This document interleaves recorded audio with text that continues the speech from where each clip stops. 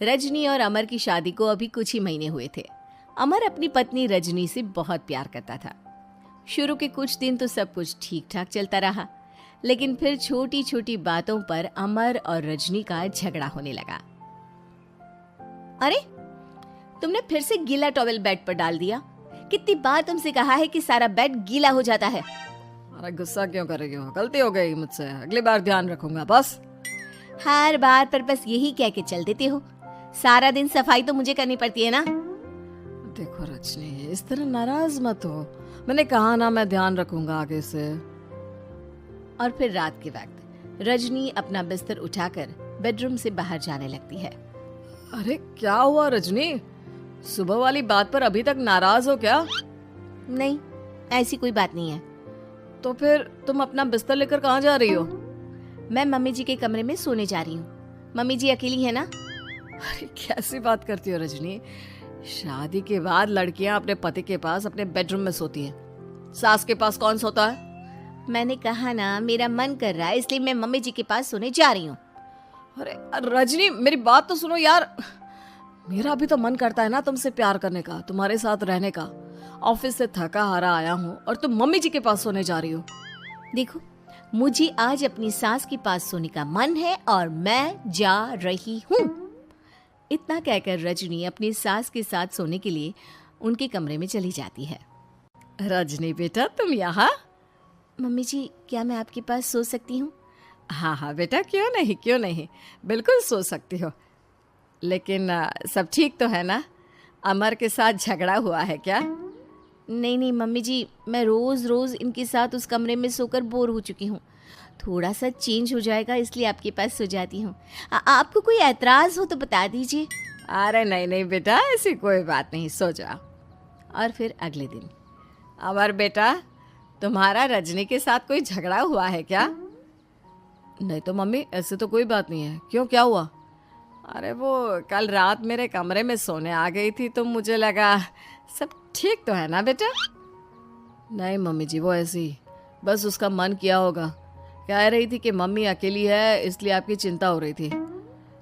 पर अगली रात को फिर से रजनी अपना बिस्तर उठाकर सास के कमरे में पहुंच जाती है। रजनी बेटा, आज फिर से मेरे पास सोने आ गई।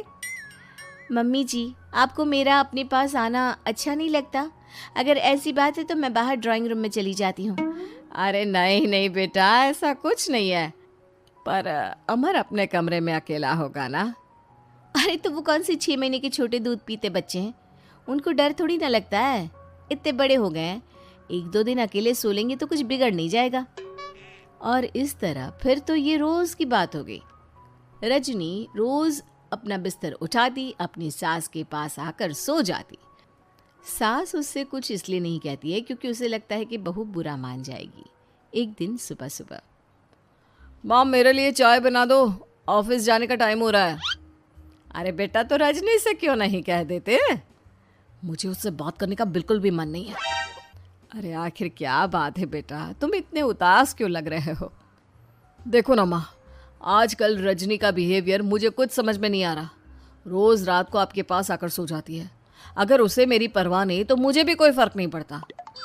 अमर गुस्से में ही घर से ऑफिस चला जाता है।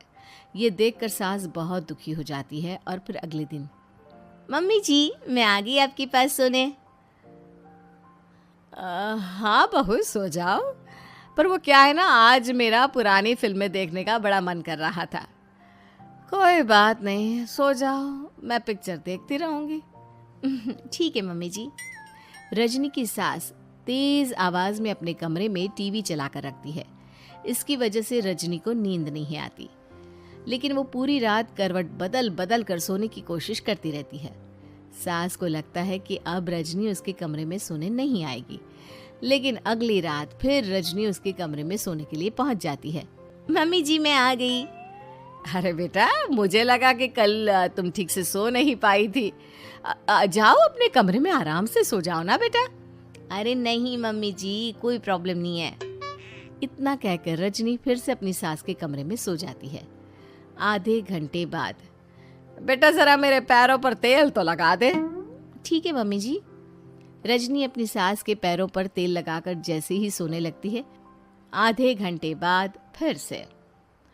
बहू, मेरे सर में बहुत दर्द हो रहा है, जरा मेरा सर तो दबा दे। ठीक है मम्मी जी, दबा देती हूँ। बहुत जोर से नींद आ रही है।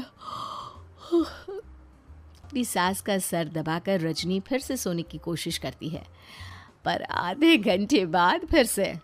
अरे बहू, बड़ी जोर से प्यास लगी है बेटा, जरा किचन से पानी तो लेकर आ। अरे मम्मी जी, जैसे ही नींद आने लगती है कुछ कुछ मांग लेती है। रजनी चुपचाप जाकर किचन से पानी लेकर आती है। इस तरह रजनी की सास पूरी रात हर आधे आधे घंटे पर उसे किसी न किसी बहाने से जगाती रहती है। रजनी परेशान हो जाती है। सास को लगता है कि इस बार वो उसके कमरे में सोने के लिए बिल्कुल नहीं आएगी, लेकिन अगली रात फिर से रजनी वहाँ पहुँच जाती है। मम्मी जी, आज मैंने आपकी दवाई, पानी सब कुछ लाकर रख दिया है। अब आप प्लीज़ चुपचाप सो जाइएगा और मुझे भी सोने दीजिएगा।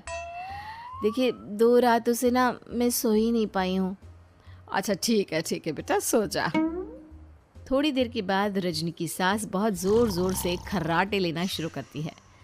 खर्राटे इतने तेज़ होते हैं कि रजनी के कानों में दर्द होने लगता है। हे भगवान, मम्मी जी को क्या हो गया है? क्या करूँ, कहाँ जाऊँ मैं? परेशान होकर रजनी वापस अपने कमरे में जाती है। रजनी, आज तो बहुत दिनों के बाद अपने बेडरूम में सोने आई हो। आ जाओ आ जाओ। वैसे भी तुम्हारे बिना मेरा मन नहीं लगता।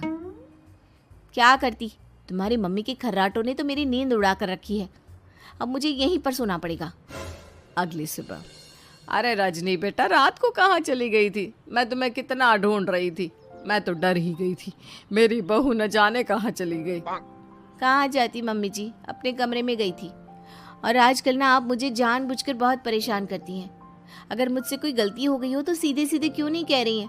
3 रात हो गई है, मुझे ठीक से नींद भी नहीं आती। रजनी, ऐसे क्यों बात कर रही हो? मम्मी ने क्या कर दिया? आप अपनी मम्मी से क्यों नहीं पूछते? मैं बहू हूँ तो क्या इसका मतलब ये है कि दिन भर काम करो और रात में भी चैन से ना सो? रजनी बेटा, बड़ी नादान हो। इसीलिए तो जानबूझकर मैं ये सब कर रही थी, ताकि तुम अपने पति के पास जाकर अपने बेडरूम में सो जाओ। शादी को सिर्फ 6 महीने हुए हैं और तुमने मेरे कमरे में आकर सोना शुरू कर दिया।